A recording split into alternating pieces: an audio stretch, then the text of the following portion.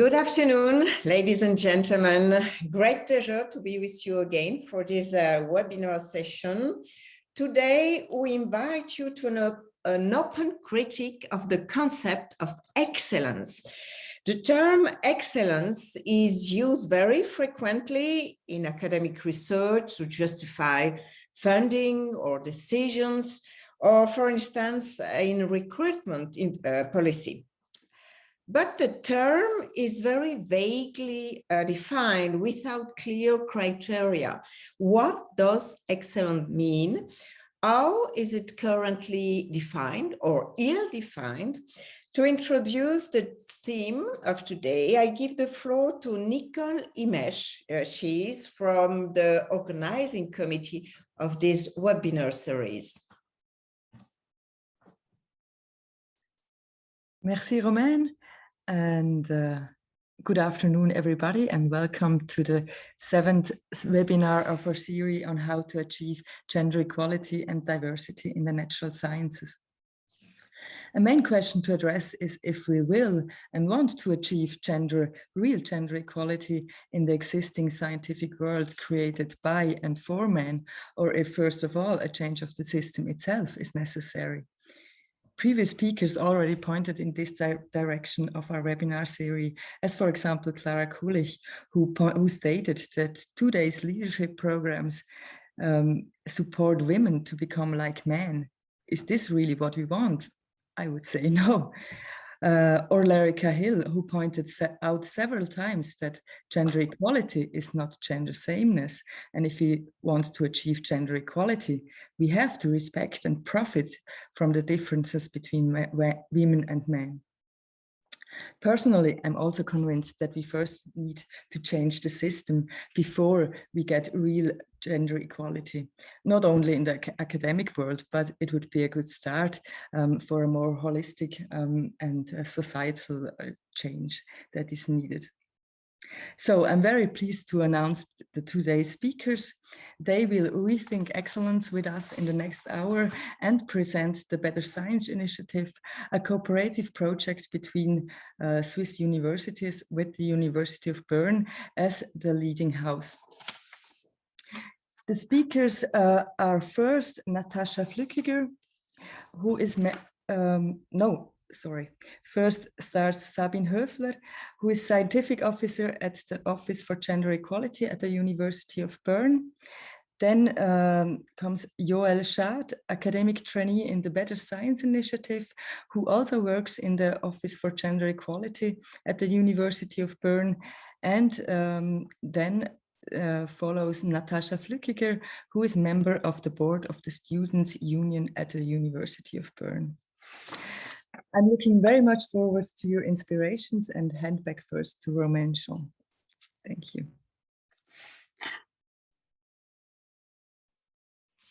Thank you very much, Nicole. So we have 3 representatives of the University of Bern, a young team.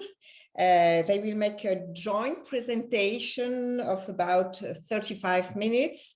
And Sabine Höfler, Joël Schaad, Natascha Flückiger, and for the audience, as usual, please feel free to ask your question with the Q&A application. And after the presentations, we will have a very open discussion session.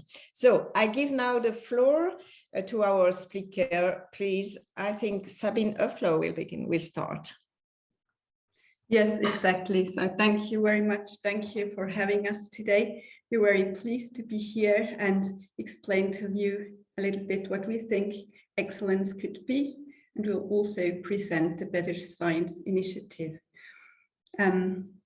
Maybe, Joël, you would like to share the screen and the slides.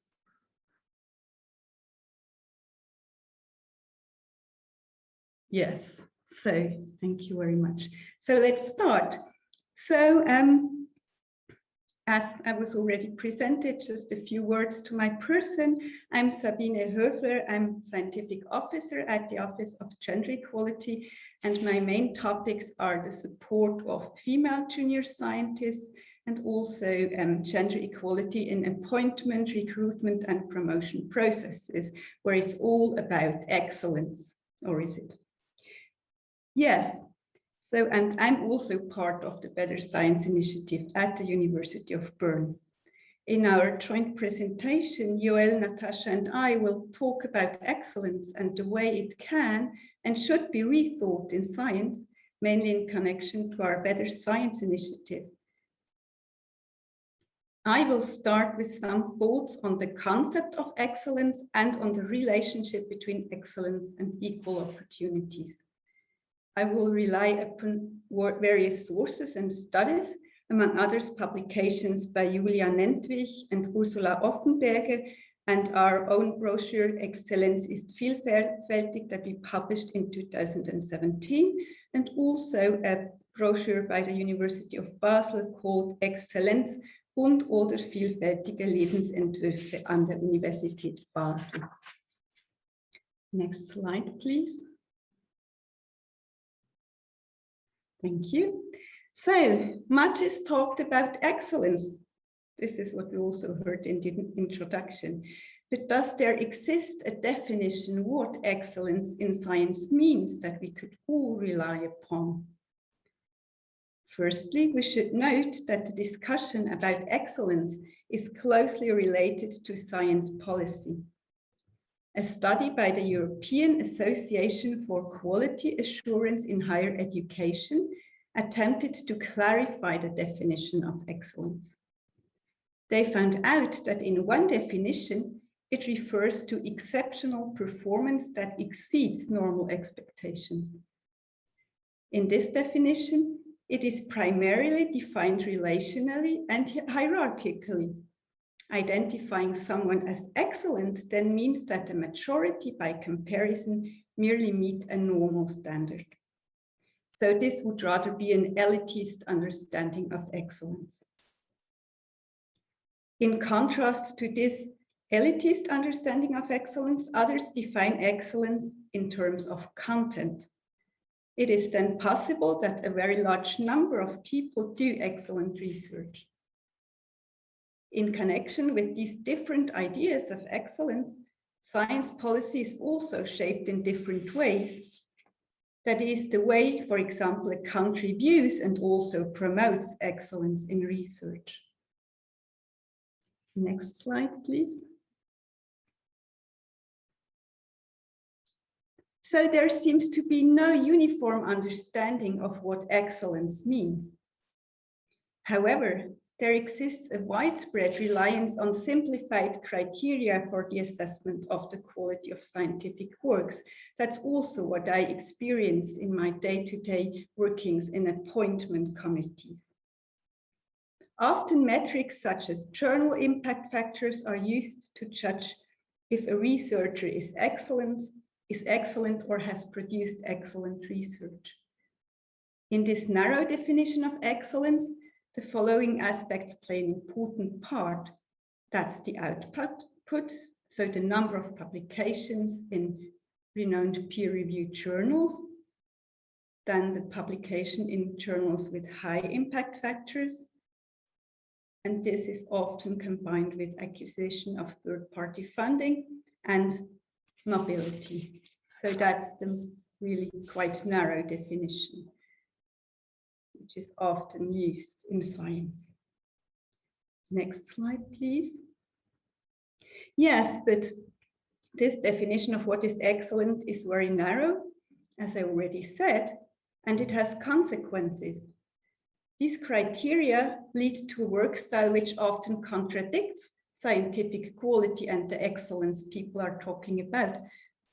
For example, due to the obligation to publish as much as possible, the same results are often placed in slightly different journals in order to increase the output. Then, this definition also excludes all other forms of impact, like public outreach, teaching, etc. It also prevents the publication of negative results, for example, or the execution of long-duration science or research. Many researchers think that these narrow criteria to measure excellence are harmful to good research, but often they are still guided by them, or they think they have to follow the rules if they want to be successful. Next, please. Which images lie now behind this narrow definition of excellence? The concept of academic excellence in this narrowly defined sense is on the one hand gendered, and in turn it reproduces existing stereotypes. To reach the top, a certain life design, mainly associated with the classical male scientist, is required. An excellent academic is ideally available indeterminately. He is hypermobile and is independent of any care responsibilities. In this view, longer working hours are associated with productivity. The expected norm is not a regular full-time workload, but the continuous completion of overtime. Accordingly, the subordination of other interests, such as a healthy partnership, family, or children, is seen as a sacrifice that scientists have to make to be successful. This ideal stands in connection to a variety of discriminations, but also to privileges of certain social groups. And in this logic, I think this is important, the same is demanded of all scientists, men and women alike. They must be prepared to pay the price. They have to show toughness and a high tolerance for frustration. In this view, equal opportunities means first and foremost to fit the women in order to better fit into the existing system. So here, it's really focused that women publish more, that they're supported to fit into the system, but it's not really there so to change the whole system. Next slide, please. But how can we now challenge this really narrow view of excellence? For this, I think we need to make the link to equal opportunities and to gender equality. A second, more progressive view of excellence is luckily becoming more widespread. It questions this narrow concept of excellence. The question of the best is critically posed here. Can they be found on the basis of the common criteria, or do the common criteria simply filter out those people who are better able to face up to the logic of competition? For example, by demonstrating unrestricted geographical mobility. From this perspective, it becomes clear that it is not only women, but also many men who fall through a grid of excellence, which is too specific and therefore also too narrow. Next slide, please.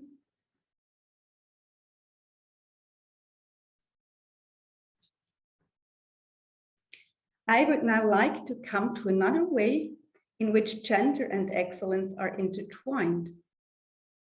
If we follow the argument that many innovative and good scientists are lost when a narrow definition of excellence is applied, gender equality and equal opportunities can be seen as a necessary condition for excellence. Science can only function successfully if the pool of potentially excellent candidates is formed in a more inclusive way, and if certain currently dominant understandings of excellence are challenged. In this understanding, excellence is jeopardized by a lack of equal opportunities. Promoting and establishing a diversity of perspectives and careers is the central basis for the emergence of innovation. This means that with a narrow definition of excellence based on an indispensable, always available type of scientist, we are really inhibited to foster innovation because we lack diversity. And importantly, I think excellent work can only be done if also the framework conditions for the people working in science are good. If a person has sufficient freedom of thought and also time to think, and sufficiently secure career perspectives.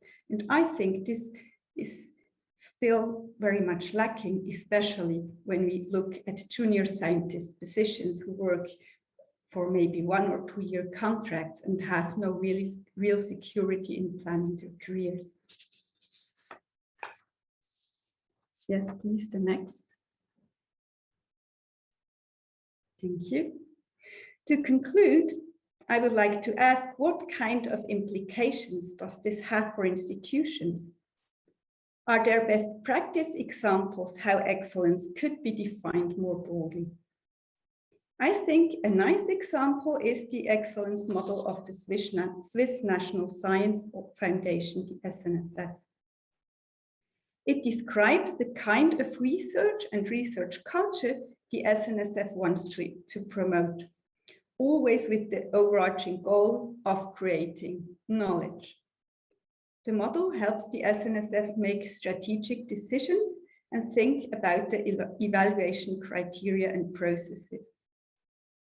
And it also describes the qualities the SNSF wants to find in the applications submitted for evaluation.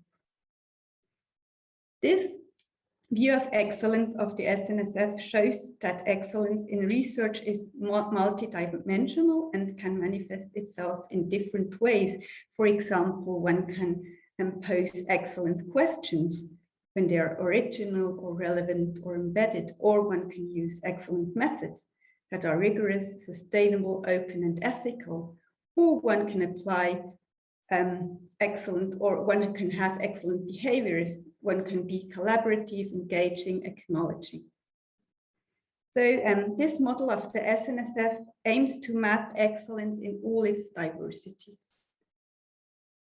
So I think that's a nice example of the science funding body of Switzerland. I think the universities are also trying now to foster new initiatives.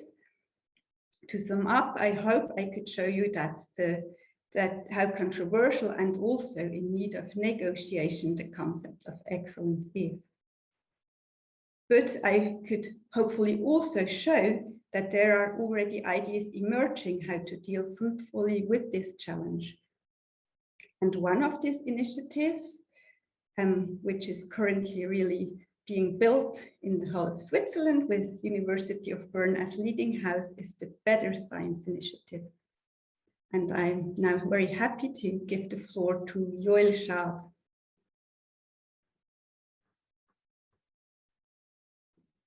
Right, thank you, Sabine, for the handover. Thank you, Nicole, for the invitation to this webinar. And thanks, Romain, for your introduction.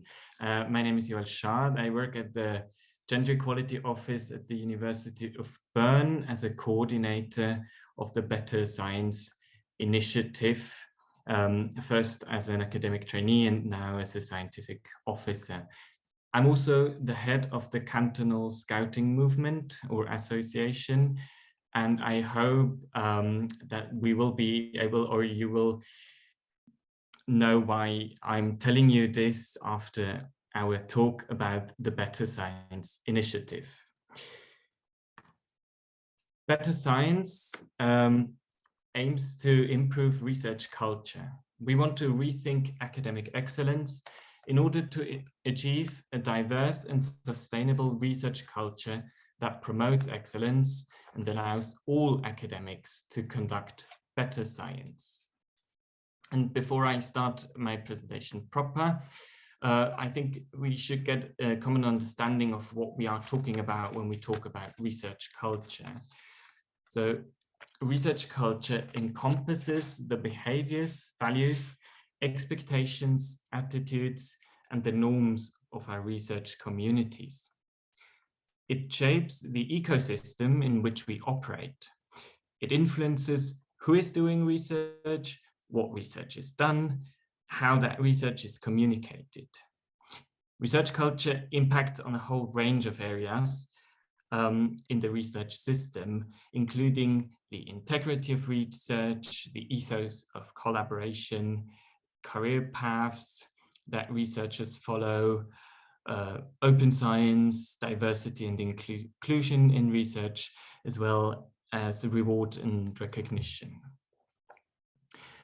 And the question we would like to address in the next few minutes is, how can we make academic excellence more diverse, more sustainable, and offering equal opportunities? I'm going to lay out some of the facts why we think better science is necessary and talk about the issues the project addresses. And then Natascha is going to present the 10 calls to action for everybody in academia that are there to start thinking about and improve the culture all of us are currently working in. Right. First, I'm going to talk about 3 key areas in which most of the problems today's researchers face manifest. These are the systemic issues of competition, mental health, and team culture, as well as a narrow definition of academic excellence and the persistence of bias that also Sabine just talked about. In academia, pressure to perform, to deliver is very high. To publish or perish is an infamous slogan.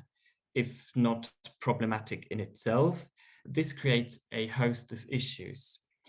The constant stress leads to people working overtime. The question remains whether overworked researchers produce better science. What is more, time pressure also has an impact on equal opportunities in higher education. Women still take over most of the care work in family situations, but also care responsibilities inside academia. Supervision of students, striving for healthy communication culture or good team culture. These tasks are very important for a good functioning of our research system, but men often dismiss these invisible tasks. Time pressure is linked to how science is funded. Take, for example, the issue of competition to receive funding. In Switzerland, in 2007, a fifth of public funding was competitive. In 2016, this number rose to over 25%, while the number of researchers also rose. This leads to increased competition for a limited amount of funding. What is more, funding is received for research, but has to finance teaching and administrative work as well, and many researchers do neglect these. What is more, funding is linked to job security. In 2010, only 20% of positions at Swiss universities were without term restriction. And to date, this number has not changed for the better. Term-limited employment creates a precarious work situation, which for many academics endures well into their 40s. Thus, the precarious work environment created by fixed-term employment and tenure not only puts people working in these situations under stress, but also undermines many research projects. The lack of money also concerns mentoring. In many fields, less professors mentor more and more students and PhD candidates. The quality of supervision can hardly be argued to increase. It is estimated that 30% of academics of the time that academics work is spent on writing and discussing research proposals rather than on actual research.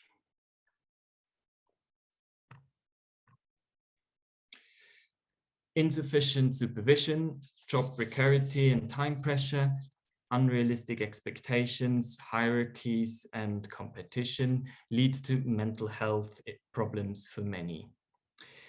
51% of researchers in a recent survey stated that they have sought or have wanted to seek professional help for depression or anxiety. Academic leadership is often not up to the task of handling these issues. In part, people with leadership responsibilities are themselves implicated in the rat race of academic excellence, but also because leadership skills are neither rewarded nor sufficiently taught. Professors today are not just brilliant researchers, but they also have to be good managers. However, they will probably never have to receive training for that. And also, as Sabine already mentioned, there's widespread reliance on simplified criteria for the assessment of scientific work. Metrics such as the journal impact factor skew the funding of research that is excellent in only a very narrow sense, if at all. The publication of negative results, the execution of long duration or low impact science is often stifled.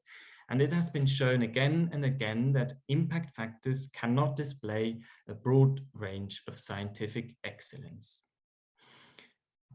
Meaning, are really the best scientists found, or do these evaluation criteria filter those who best stand up to the criteria? And in addition, the current concept of academic excellence reproduces inequalities. As Sabine mentioned, it is gendered and relies on existing stereotypes.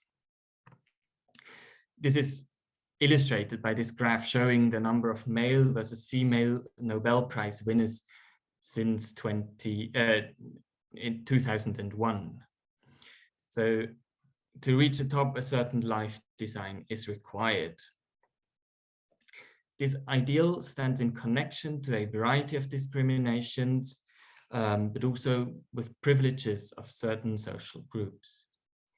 In turn, such narrow definition of excellence as is currently applied in academia leads to the loss of talents and stifles creative, groundbreaking science. And this, we think, needs to be questioned.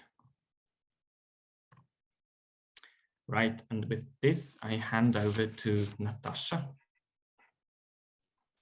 Well, thank you very much. It's a pleasure for me to be here too. My name is Natascha Flückiger.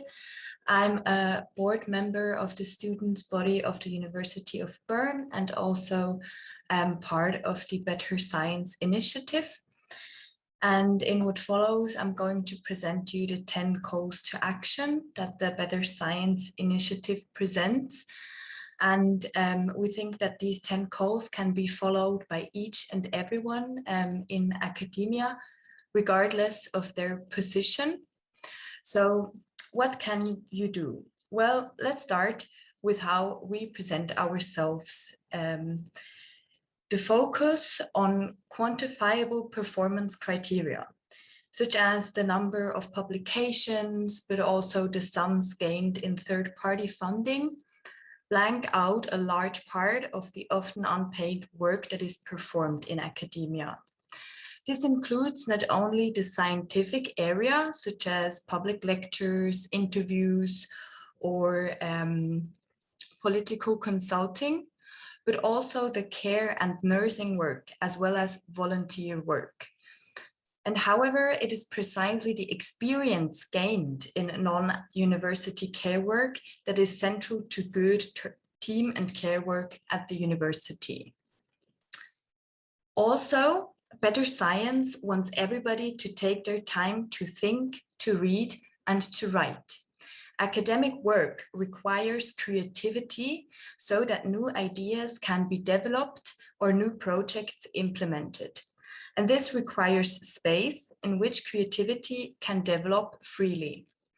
Pressure to perform and the expectation, or also the subjectively perceived expectation of constant availability, often reduce this prerequisite for innovation in teaching and research. Next, let's put quality before quantity. And let's acknowledge the need for a balance. So think about it. What is quality? What do you expect from your own performance and that of others? Be critical where your work must be excellent and where good is good enough. And why not reach for the minimum? Good work and reliability are also characterized by deciding where good work is enough and where perfection is important. So think about it. To whom or what do you say yes? Can this promise be fulfilled within the scope of your own possibilities? Taking on a task for which you have no time or resources will bring neither you nor your team any added value. The excellence means that you take the time for careful communication. Do not expect anyone to work outside their working hours, and be a role model. That means that you could write fewer emails or write more thoughtful emails. Or maybe you can write less emails or not any at all. So now these 5 calls to actions that you can see here, they are meant for all members in academia, and we believe that everyone that works in academia can stick to these 5 calls and also try to implement them in their practice. And the next 5 calls to action that I'm going to present to you now, they address themselves implicitly more to people with leadership responsibilities. But that doesn't mean that the next 5 calls, that they are not important for students or for early career scientists as well. On the contrary, we believe that students and also early career scientists can hold people with leadership responsibilities accountable. So please go to the next slide. Thank you. Well, careful and open interaction with students and team members creates an environment for constructive criticism and discussion. Healthy academic culture also means to be aware that some students have to do more paid work than others to finance their studies. And you can help to create equal opportunities for everyone and support those who have more difficult conditions. And then you have to evaluate comprehensively, and this call to action relates very much to the first one. So when making assessments, please pay attention to all the work that is done. So in addition to publications, you can also acknowledge teaching, administrative activities, public relations, and other scientific work. And then as a leader, work consciously in your team and show appreciation for the work that is done by your team members in all areas of work. You can create a pleasant working atmosphere with a constructive error culture. Pay attention to what is good for you and for your team. Praise more, acknowledge, or constructively assess the work of others. Ask how the other person is doing and offer support in difficult situations. By providing a careful working atmosphere, you can contribute to better science. A stress factor of today's university can be the feeling that everyone else is working longer and better than we are.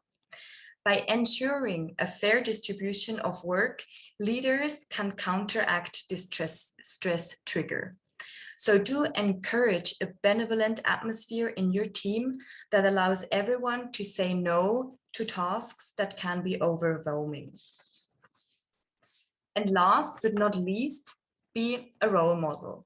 As a supervisor and teacher, you have privileges that your team members and students do not have. Take advantage of these opportunities.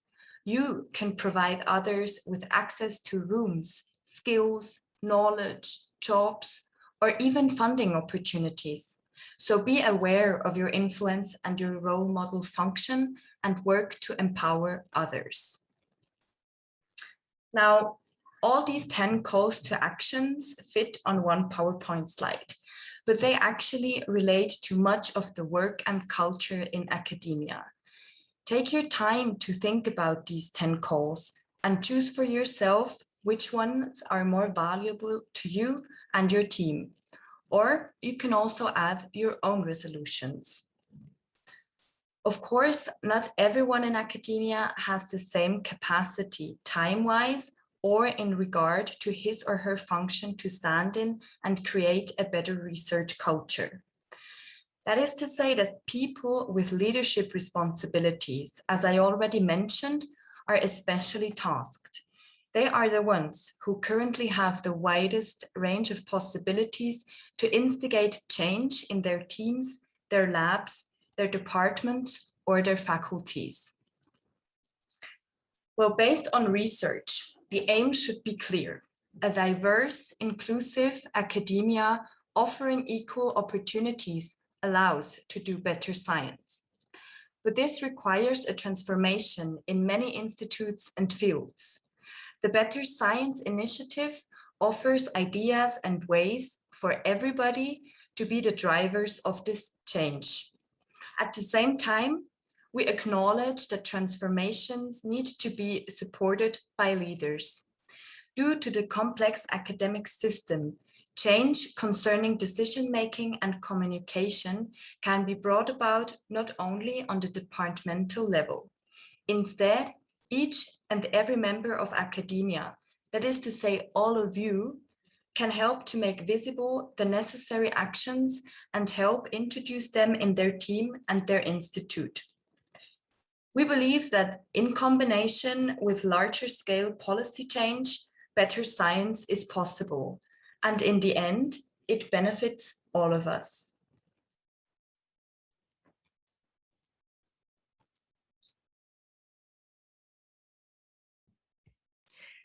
Thank you. Thank you very much to our speaker. Thank you, Natascha Flückiger. Perhaps the first personal question for you. You're a young student, and what does it mean for you, this fight for equality? Why are you involved in these issues?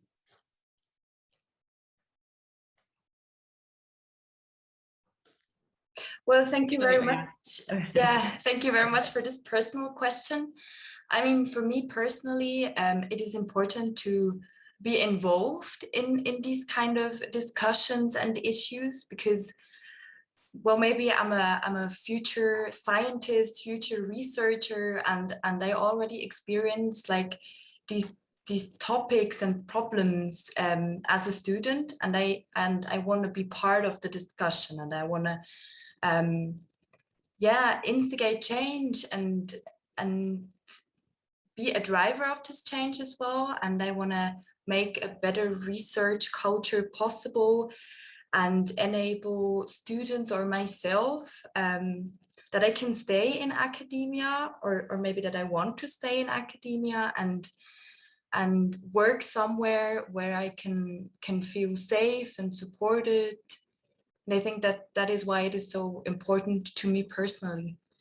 To be concrete, what kind of discrimination have you had experienced at the university? Well, maybe I wouldn't just call it discrimination. I think it's just, for me personally, it became very clear very early in my studies. So when I began to study, I think I just realized that academia is a very competitive place. And I think that is kind of sad, because I think we should support each other more, and we should take our times to discuss with each other, and also take our time to reflect how we do research and how we do science. And I think, that's what I would answer to this question. Mm-hmm. Perhaps the same question to you, Joël, as an employer, but you were a student, you're a man, and you are involved in these issues. Why? How can you perhaps convince people who are thinking that is such a mainstream topic, not very important? So yeah, it's a very good question. Thank you. I think one of the reasons why I am convinced that better science is a good thing is, well, for all the reasons that we talked about, but of course, I'm currently not pursuing a PhD, but I might, and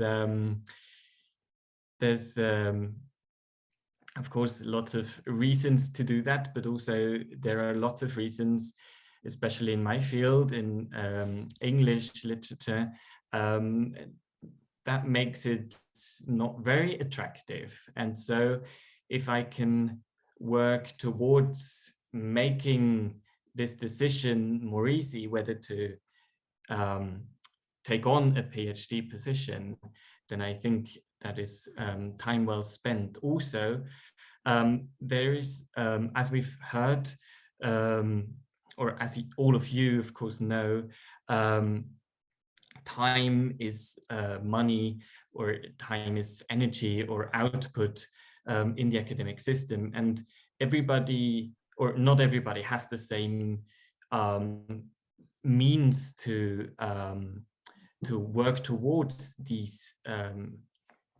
improvements, not just because they are not in a position to do so, but also maybe just because they really don't have the time without fearing to get behind in the current system. And so I think these people should not be punished to work for a better system or a better research culture if others can do that for them. Mm-hmm. Perhaps Sabine Höfler, you said the concept of excellence is gendered and it reproduces stereotype. Do you think that in terms of excellence, that is more required of a woman than a man to achieve these standards? Yes, so that's a good question. Thank you very much. So yes, I think there are also gender biases quite present in the system, and maybe the requirements to be excellent is the same like for both genders, as I said, to publish a lot, to be mobile, but still women and men are judged differently. And for example, I see this also in selection committees, for example, when a young, let's say a postdoc who is not very experienced, a man is deemed with very high, and they say that he has a very high potential, he's the rising star. And for the female candidate who's about the same age, they say, oh, she's too young and unexperienced. So I think there's still this difference how the people are judged. And I think as long as the university culture or how the whole science is assessed and what is seen as important and what is not seen as important, then women and men are always judged differently, because the standard or the ideal image of the scientist who is available all the time is also difficult for men to meet, but still more difficult for women. Mm-hmm. Because if we look at the society in Switzerland, it's still the women who do most of the care work, the unpaid care work. That's true. Precisely. We have a question, very interesting question. To publish or persist, is it really realistic that this concept will change in the next years? Is the pressure enough high for a change? We already pointed out this problem as students almost 20 years ago. I don't know who want to reply. You can continue, Sabine or Natascha or Joël. Yes, that's also a question I'm asking myself, because I'm now working for gender equality for 10 years. And when I started, we also had the same discussions. So sometimes I feel like the things are discussed again and again, but I think progress is slow, but it's there.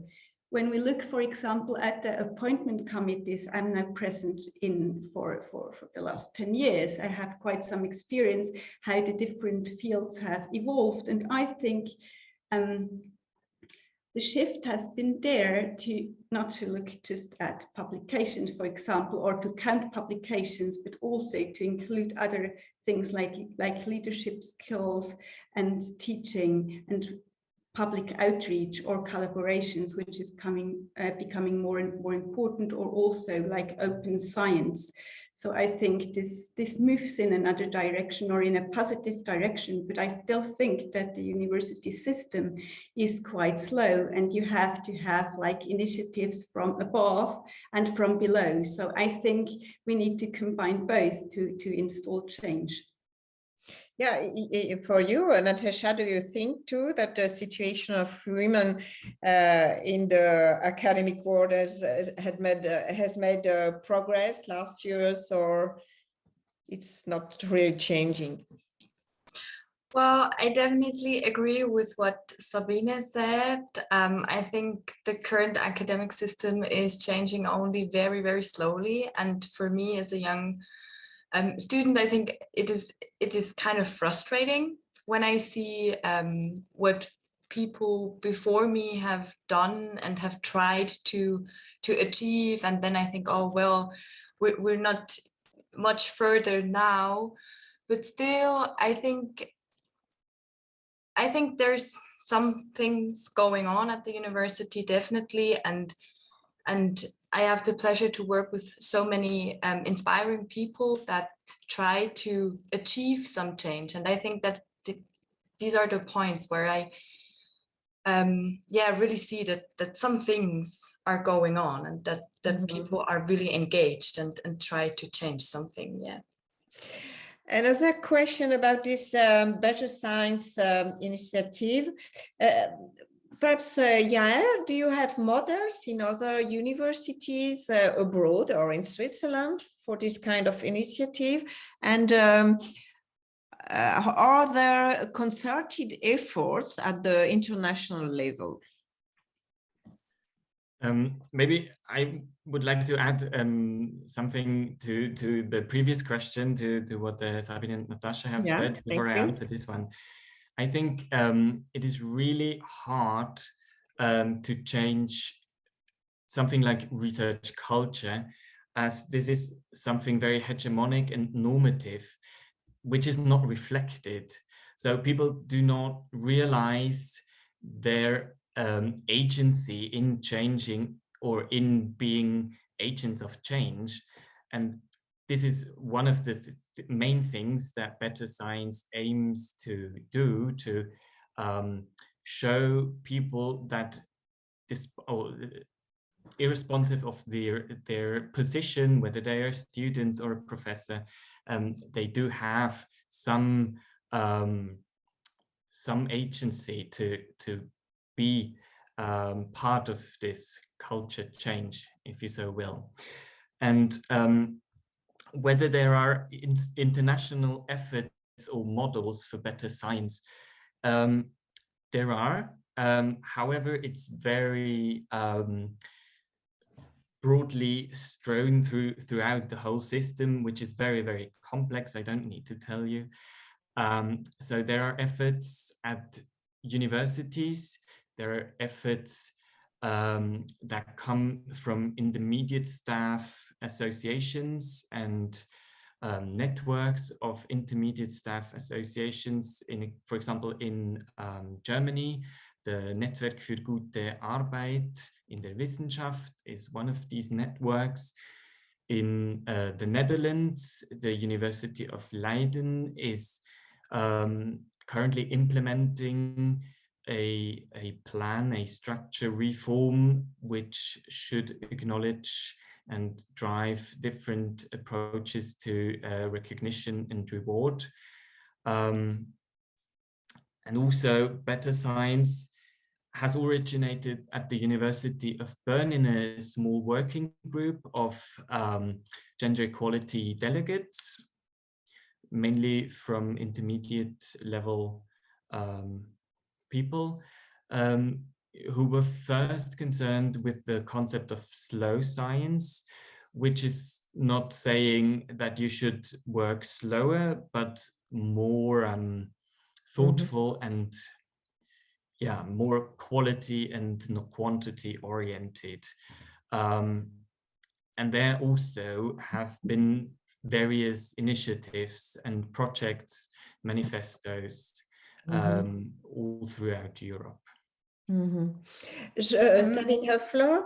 Yes, maybe I can, excuse me, maybe I can add something. Add something, yeah, thank you. What I also think important that there are things going on an international level, which are not really better science, but related, like the DORA Declaration or the Charter and Code, which is also broader than just DORA Declaration, but it's also how you treat your researchers and how you manage a team and so forth, which was, I think at the moment they're reworking the Charter and Code. It originated from the European Union. So there are also different initiatives going on, which are quite internationally prominent right now. And you told us that the Geography Institute at the University of Bern has adopted these new criteria of excellence. What kind of results already obtained? So yeah, the Institute for Geography at the Uni of Bern has subscribed to the calls of action of Better Science on our website, which we invite you all to do so as well, to show support and commitment. And what they have done is implement Better Science more in terms of their HR strategy, meaning that they want to gain and retain talents. So they have done that very recently, and they don't have any results yet, but they are very committed to work towards a broader recognition of excellence criteria also with that approach. So this is one very practical application of Better Science. Question, my personal impression is that extracurricular volunteering efforts are actually already valued in selection processes if they are made explicit in letters or on CV. How would you propose to institutionalize this, asking as a member of a hiring committee? How to do that concretely? Perhaps Sabine?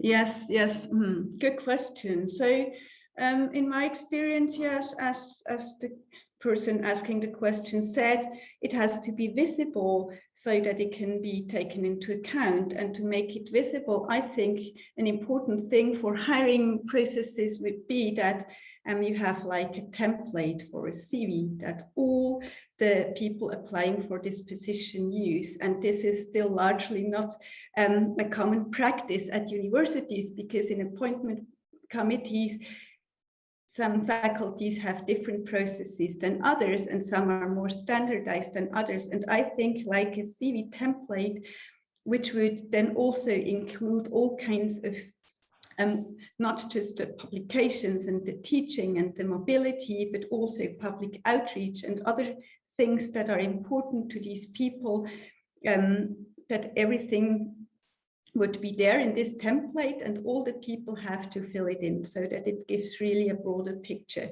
of the person. And I think such common or largely used templates would really be useful. Then it would also be comparable for everybody. Could you compare this movement in academia to the developments in industry? Is academia behind or rather leading in this cultural change? Who wants to answer? Natascha or Sabine? Joël? Do you think you are in leading position? You are really acting for to improve this culture change? No, not really. unfortunately, I would say. And this, I think, is really true, but because we're universities and it's not really top down. So we have the different faculties with the different faculty cultures, and they function quite independently and they don't like too much top-down pressure. So I think it's more difficult to implement changes. And also because in the whole scientific system, it's also very international. So what we sometimes hear when we say, yeah, but could we install this or this change, then they say, yeah, but all the other universities don't. And if we start, we're no longer competitive. So the whole scientific system or culture as such is so widespread, and also so the whole system is so big that it's much more difficult to change than if you have a company with a management board and you can say, now we're focusing on diversity or gender equality with these and these and these actions. So I think it's more complex, or that's my impression. Natascha, you've spoken about this concept of a role model. What does that mean? How do you want you to be a role model for others, women in science? Well, yeah, I think role models are really a key issue, and I think it's very important because, I mean, when I started to study, I saw my professors or teachers or even master students, and I was looking up to them, or I was not. So I think it's very important to have a good role model in your field of study that enables you the time to think and to critically think and question and reflect. So that is why I think it's very important. And I mean, myself, I wouldn't see myself as a role model as I'm still studying. And so I just try to motivate other students to think about our research culture and to also think about what they want, what kind of culture do they want, what kind of working environments do they want to work in. And I think that's what I'm trying to do at the University of Bern, and just to discuss with other students. And yes. It's your personal experience. Thank you. To conclude, for a conclusion, a very complex question. Thanks for these excellent presentations. Don't you think that due to biological reasons, women have to fix two huge problems in the same time, career and family? So before changing the approach on how to do better science, shouldn't we fix family policies? A very complex question, old one, perhaps for you, Sabine Höfler. Yes, good question. So I think we have to do both. I also think that, especially in Switzerland, we still rely on a quite traditional family model where the women are the main carers, and many studies show that women do much more unpaid care work. And I think, yes, so here we need societal changes, also changes in policy with paid not just maternity leave, but parental leave, for example. At the moment, we just have a very short paternity leave. So we are still, I think, in when it comes to social policy, Switzerland is way behind the other European countries. And that's also what we experience, or what we then experience at the universities, because it's still the traditional norms that dominate. So it's more difficult for women to combine. So I think, yes, definitely we should do the one, but also do the other. For you, Natascha, do you think you will have a family and an academic career? Could you do that? Can you think it's possible, or it's still very difficult in Switzerland? I think it's still very difficult in Switzerland. I think already for students, it is difficult to have a family while studying. I see that because I do also work with students that do have children already, and I think that universities, they still have this with this view of a very classic career. I mean, they think that the students, they are young and they come directly from school, and I think we should make room for other biographies at the university as well, and I think that very much relates to also broadening the understanding of excellence and of diversity. So I think that goes hand in hand, as Sabine also said. Thank you very much. We are coming to the end of this hour devoted to the concept of excellence. Thank you, Sabine, Höfler, Joël, Schaad, Natascha, Flückiger, for sharing your research and experiences too. Thank you for your time. And you can watch this webinar again on YouTube. And next week, on Monday, 8 November, we will have a panel discussion with scientists in leading position. Thank you very much, and see you in a week.